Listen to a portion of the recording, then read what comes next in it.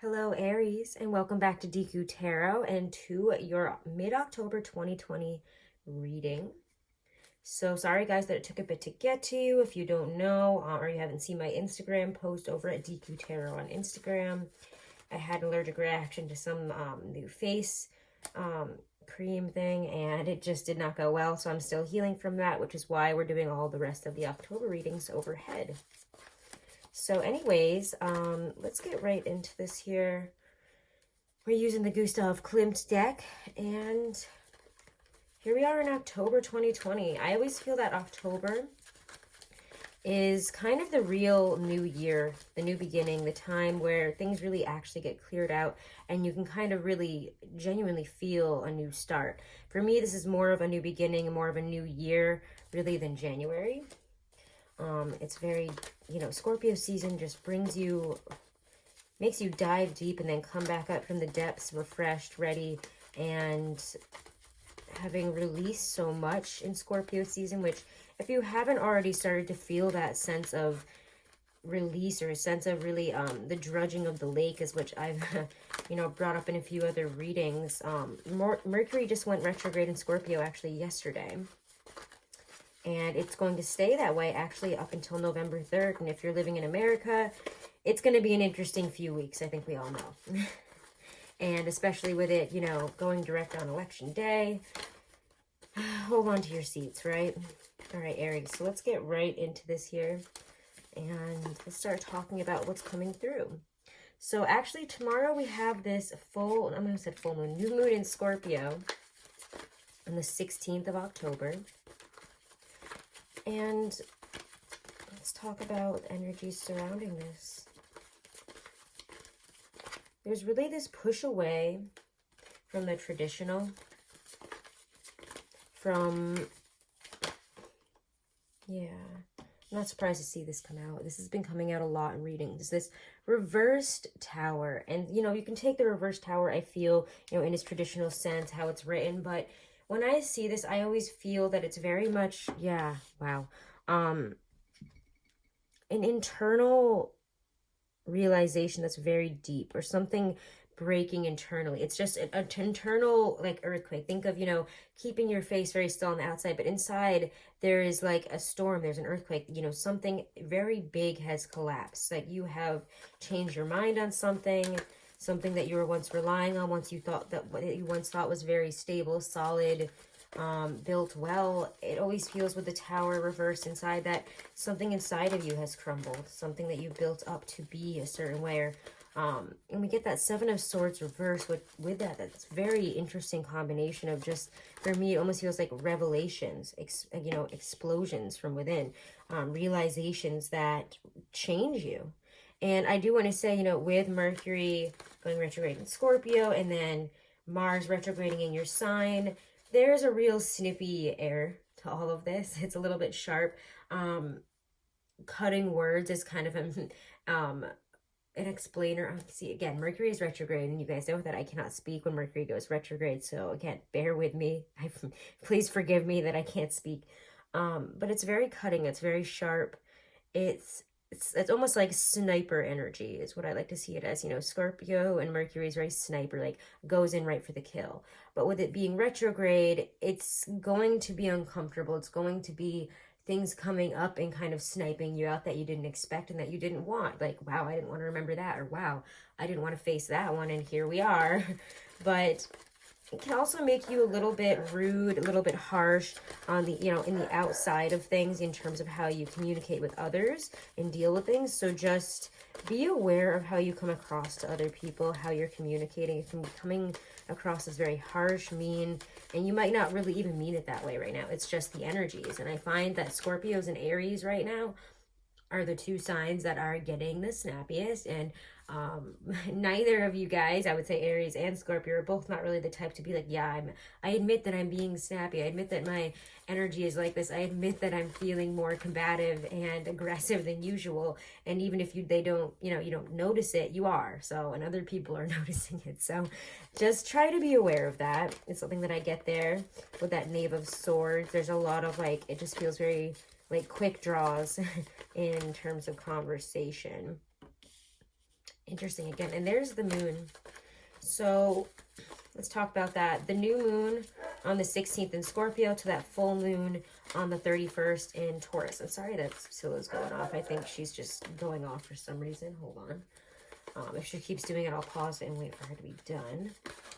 But the moon shows up when there's a lot of these, all like the shadow feelings coming up. It's the things that we don't really understand, you know, the inklings, the weird pushes, our fears, our worries, our internal stuff is being brought up to the surface. Like I said in the beginning, the dredging of a lake. It's like all these things that are from the bottom are going to start rising up to the top to be dealt with. And that's really just Scorpio's season in general. It's when you dredge the lake and you see what it does bring up. And for you, this has brought up quite a bit. And especially with all the other astrological you know, things going on right now, especially in your sign with Mars retrograding in your sign, you know, where it should be. It's a very intense loss of energy, a loss of, or really not even, I don't want to say just a loss of energy, but an inability to direct your energy in the right ways. Sorry, I don't know what's going on with the dog right now, but I'm really hoping that she'll be quiet now. And I do apologize. I know that that really bothers some people, and I'm sorry to make you angry, but life is life. See, that's what I'm saying. Like, you can't shut this dog up. Anyways, the moon there is, I don't want to say at peace when I see her upright like this, because in this particular deck, I kind of feel like she's in contemplation. She's trying to figure things out.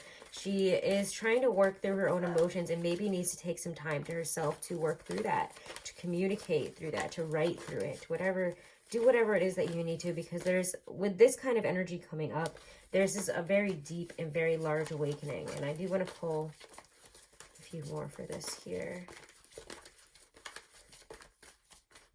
Could also be finding, and I don't want to say this and like have you guys take it the wrong way, but it is something that Scorpio season, and you know, with all the, again, the astrological things going on, don't be surprised if what does come up puts you in a bad light to yourself, makes you feel guilty, makes you feel ashamed, makes you feel that you should have tried better, done something else, or whatever this might be. It puts you almost, it feels like at fault, and you're like, wow, I didn't realize that I was sabotaging myself or something like that so much. And especially in terms of work and long-term plans. Like I said in the very beginning, you feel like you've been kind of stuck in this very traditional, very like, I have to do this kind of mentality about something, but something has shifted, something has changed, and you're really not into it anymore. We're not putting in that effort, that work, that energy towards that. It's not what we want to do. It doesn't make us happy. And the more we work at something that doesn't make us happy, the more we feel like we must do it, the more it will weigh on us, the more it will take from us. I'm sorry everyone's being so loud right now. I might have to pause this. Alrighty, so that Five of Swords comes out here with this Nine of Swords as well. I don't really want to separate them. Maybe I can put them all up here. We'll see. Please ignore my horrible paint job on my nails. I don't know if it's the nail polish or it's just me, but it did not work out. So we're just going to ignore that. And hopefully just you guys don't notice it so well. Anyways, Five of Swords, Nine of Swords. That is, again, this is like, there's so much weight on you. There's a really deep feeling of anxiety and of stress that has been building up in you for maybe it feels like a while. At least maybe since before Virgo season, about a work situation, about a money situation, about a long-term, you know, job, career path thing going on here.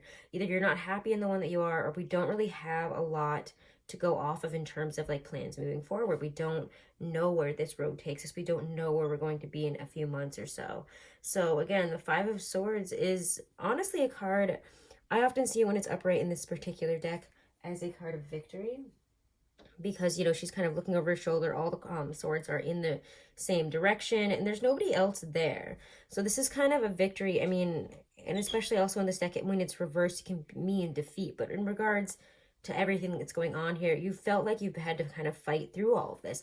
It's been an internal battle as well in terms of, you know, am I doing the right thing? The more you stay in this and the more, you know, it weighs on you and you actually aren't happy, it becomes more of an internal battle here. And with that Nine of Swords bringing up, again, the anxiety, the fear, the shame, the disillusionment, it just feels like you have become deeply emotionally and mentally disillusioned with something that you don't feel is right for you any longer.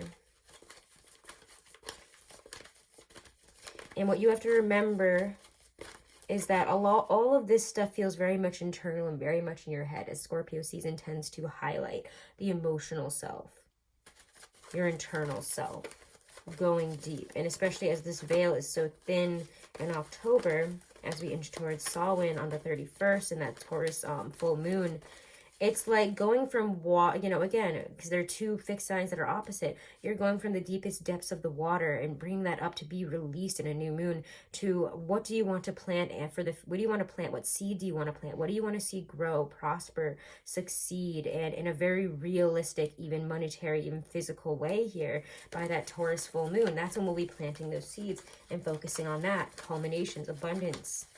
So it's really interesting. Again, I mean, it's not that interesting because it's not surprising for me to have this kind of energy show up so much in a lot of readings, to have this kind of dredging of our subconsciousness and what has been weighing on us. So let's talk about some of this stuff here and what we can do moving forward. Yeah, again, Empress, again, it has you focusing in that Taurian energy there by the end of the month. Focus on that full moon after we release in this new moon. Know that whatever you are releasing, you are making room to plant the seeds of what you really want to do. What skills do you have to offer? What is it that you really want to start moving forward towards? What do you want to put your skills and talents towards? What can they do? And what we're, you know, again, this isn't a rushed energy. This is very much sitting, planning, manifesting, and being in success, finding peace, finding ease, treating ourselves a little bit more kindly and getting grounded, because this is very intense. Like, just, it's a lot of air energy here if you haven't noticed here. So a lot of, you know, mental energy. Wow, double Taurus energy there. Yeah. Again, it might have you saying that you want to learn something new, do something new. Seek out guidance from maybe a mentor or somebody that can help you manifest that right path forward. This is something that's like long-term. Might have to do with home. Might have to do with your values. It might have to do with all of that and work. So for some of you, you might be making very big decisions, or, you know, trying to figure out how we can manifest the life that we really want, rather than settling for this very stressful existence that has, I don't know, that we just feel very separated from now. We feel like we really want to separate ourselves from. This could be something that you started that you just don't enjoy anymore. Aries are kind of known to be, you know, the entrepreneurs. We start things, we do all this stuff, we've got the idea, but then, you know, in terms of executing it, in terms of, you know, sticking with it for a long time, Aries aren't known for the long-term, you know, stuff really, you know. I don't want to like say that in a negative way, but, you know, we're great idea men, we're great leaders, we got the fire to kick it off, but ask us to commit and stick to something, that's a little tougher. And that's okay. It feels like whatever else you want to go towards actually has this real sense of commitment that you're actually excited about.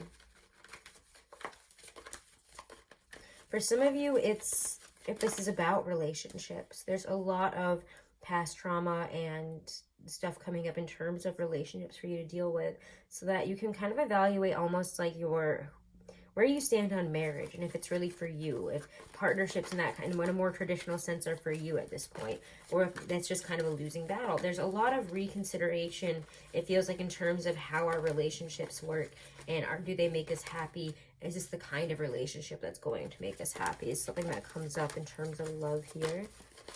Come on, give me some cards. Yeah, but wow. And there you see, there's again, when you get that Two of Pentacles reverse, we've been working hard to juggle something, to keep something going, to make, you know, to be in the midst of change, in the midst of a shifting situation where we might have to put as much effort into one thing as in the other, even if we don't want to. And we know in the long run we can't do that. But when you get that Two of Pentacles reverse, you've dropped something very big. You have genuinely released one of those pentacles. We've stopped juggling it. We've stopped supporting it. And we've chosen one. Which, I mean, it's kind of a messed up position for this guy, because it's a woman with 2 kids. Like, sorry, I'm only choosing one of you. Sophie's choice. But with that Death card next to it, again, this is such a powerful moment of change, of manifesting the change that you want, but you have to take a look at what it is that you are juggling in your life, what it is that you're giving energy and attention to, that you're deciding to stick in, and why. Is it because it makes other people in your life happy? And I think that's a major focus for Scorpio season, just because I've seen this exact theme come up so many times of, does this suit me? Does this feed me? Or am I doing this for other people, for their sustenance, for their comfort, for their stability, for them to feel good about it? Or am I doing this for myself?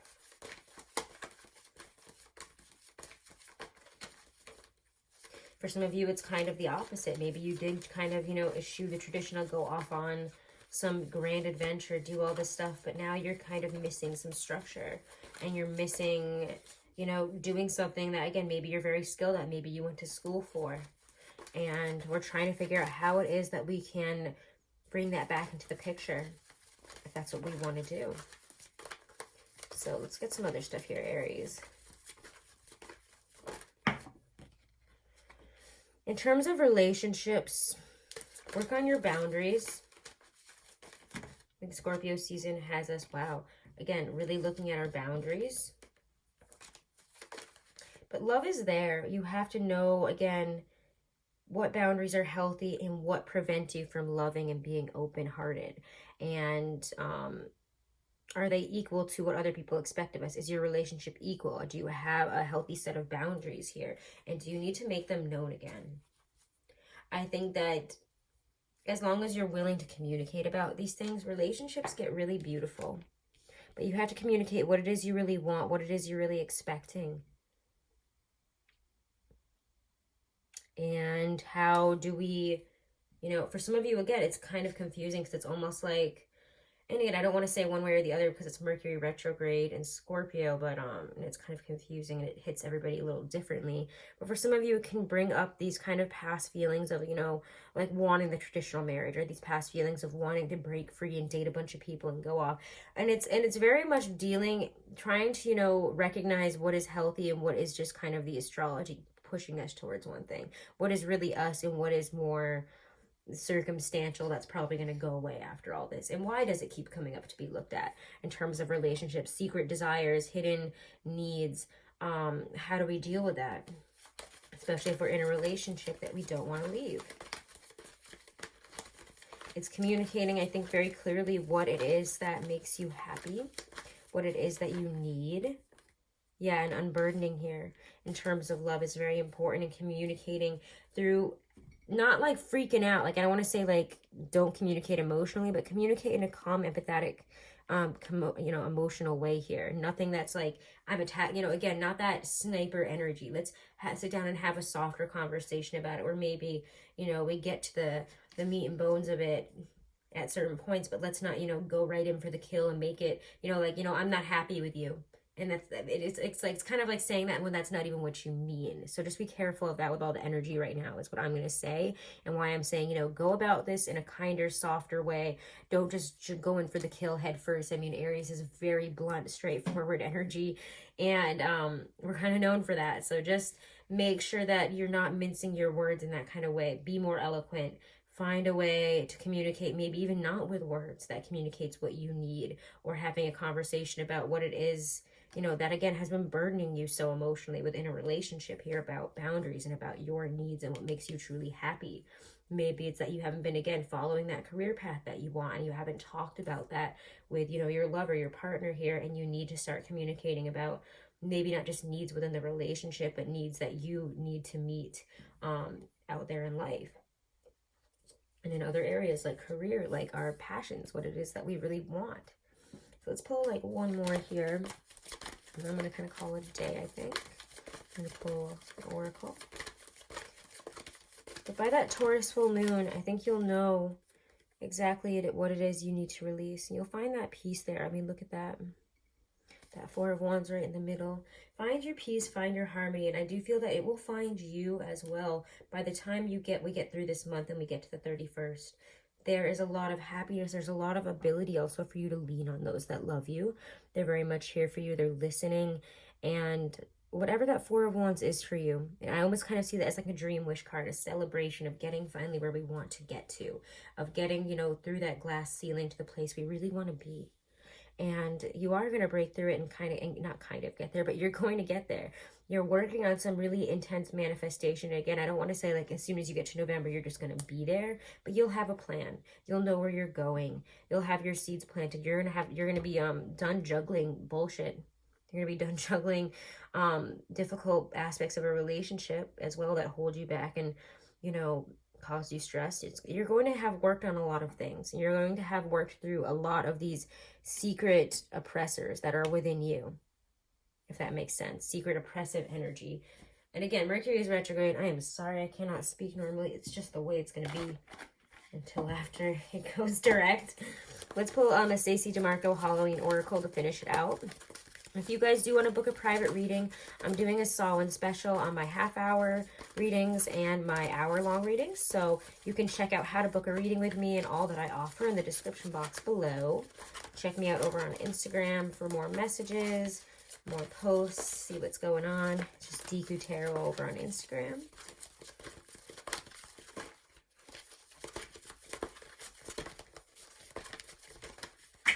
Okay, that's cool. And so you get 2 cards, so we're going to take them both.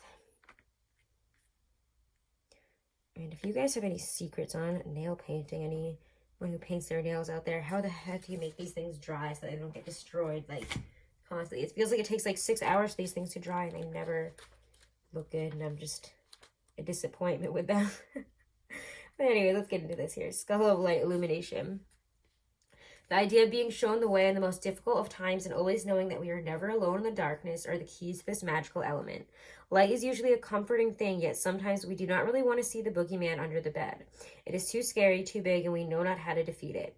Yet by simply shining the torch upon such darkness, the victory is ours. Should the skull of light enter your life, know that it is time to open yourself fully to the clarity of bright illumination. Allow yourself to be seen, to see, and to act upon what is shown to you. The time is past for hiding, for pretending, and for swallowing our discomfort by accepting the status quo when it really doesn't suit us. And I really think that it's really wonderful that you get the Night Song card with this, because I think this fits very, very well with the hidden talents thing, a talent that you really want to express, something that you want to do. And it's like really being, you know, dredged up to the forefront again during this retrograde, I think, where it's like, no, this is actually very important to me. And the fact that I've pushed this down and hidden it for this long, it hurts me and I need to do something with it. So, should this beautiful but shy bird sing to you by appearing during your divination, know that you must unwrap the present of yourself. Look, some of the gifts within you remain unopened. The time has come to step into your true potential and claim all possibilities for yourself. There is no more time to waste, no more excuses. So, wow. Beautiful, beautiful messages, guys. I love you so, so much, my Aries. If you haven't checked out Truly Divine, they do amazing astrology, birth chart compatibility, and numerology analysis and compatibility analysis charts. And they are just incredible. They give you like 8 pages or so of information. It's extremely in-depth. So check them out and use my code DQ30. If you haven't, you can use it as many times as you want. And it'll get you 30% off of any reading, any analysis that you get through them, okay? So check that out. That's also in the description box below.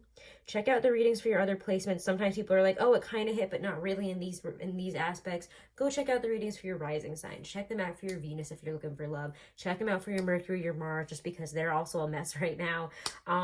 And see, you know, how they all fit, because I think that it's really important to check out your other placements to get a very good and accurate read on where you're at and where things are going, okay?